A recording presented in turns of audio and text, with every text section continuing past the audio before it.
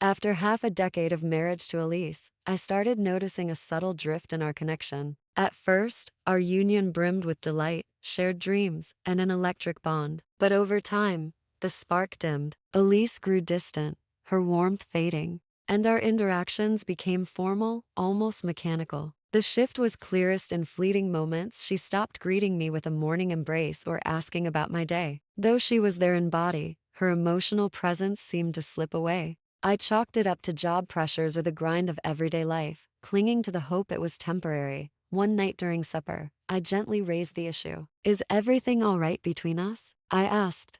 My tone hushed. Elise kept her gaze on her meal, offering a faint shrug. "I don't know," she said quietly. "This doesn't feel vibrant anymore." Her words hit me like an unexpected punch. I urged her to elaborate. She confessed the thrill had vanished, the excitement long faded, and my efforts no longer ignited anything within her. "It's not you," she said quickly. "It's me. I feel hollow." I proposed a vacation, a change of pace, or even therapy, but she brushed each suggestion aside. "You're trying too hard," she said. Maybe that's the problem. Her words left me shaken, replaying every moment we'd shared, every laugh, every touch. Had it all turned into mere habit? Were we just strangers pretending to be in love? A week later, Elise's younger sister, Nora, arrived for a short stay. Nora, 3 years her junior, was lively, playful, and full of energy, a stark contrast to Elise. Her vibrant spirit was impossible to ignore. I didn't think much of her visit initially. Nora had stayed with us before, but this time,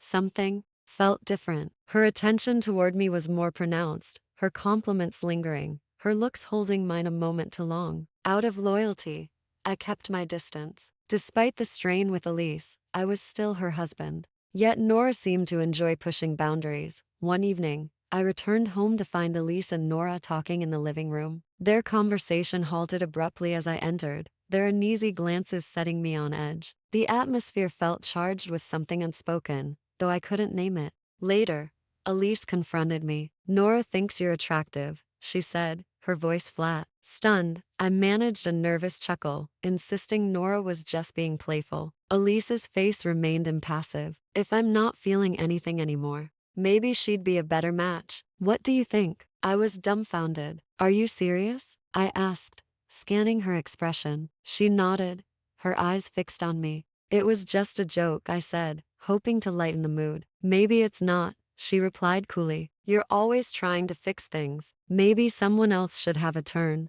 That night, sleep escaped me. I lay awake, grappling with questions. Was this some kind of test? A twisted game? Or had Elise become so detached she genuinely didn't care? The next morning, Nora was uncharacteristically quiet, avoiding eye contact and staying in her room. In the kitchen, as I poured coffee, she was already there. A tense silence lingered until she spoke, her back turned. "I didn't mean to cause trouble," she said softly, but I wasn't joking either. My heart raced. "You need to sort this out with Elise," I said, averting my gaze. "This isn't okay." "I know," she whispered, "but when someone doesn't cherish what's right in front of them, someone else might." I left the room without a word, my thoughts a whirlwind of confusion. Desperate for clarity, I drove to a park Elise and I used to visit in better days. Sitting by the water, I stared at the ripples, wondering how our love had cracked so profoundly. When I returned, Elise was waiting, her expression tired, a mix of guilt and frustration in her eyes. "Did Nora say anything to you?" she asked. I didn't hold back. I told her about Nora's admission, how it unsettled me, how it felt like I was being dragged into a bizarre charade. Elise's response wasn't what I anticipated. No anger, no tears. She simply said, "Maybe she's a better fit for you." Those words shattered something deep inside me. It wasn't just a careless remark. It was her letting go, as if I were replaceable. That night, I packed a bag, telling her I needed time to think. She didn't object, only saying, "Do what makes you feel whole." I stayed at a friend's house for a few days, ignoring calls from both Elise and Nora. I needed to unravel my feelings, to discern whether what I felt for Elise was love or just obligation. One evening, Nora texted me, "I'm sorry. I shouldn't have said what I did. I just thought you deserve someone who truly values you." I didn't respond, caught between frustration with her and pain that Elise hadn't fought for us. After a week, I returned home to collect the rest of my things. Elise was on the sofa, dressed plainly,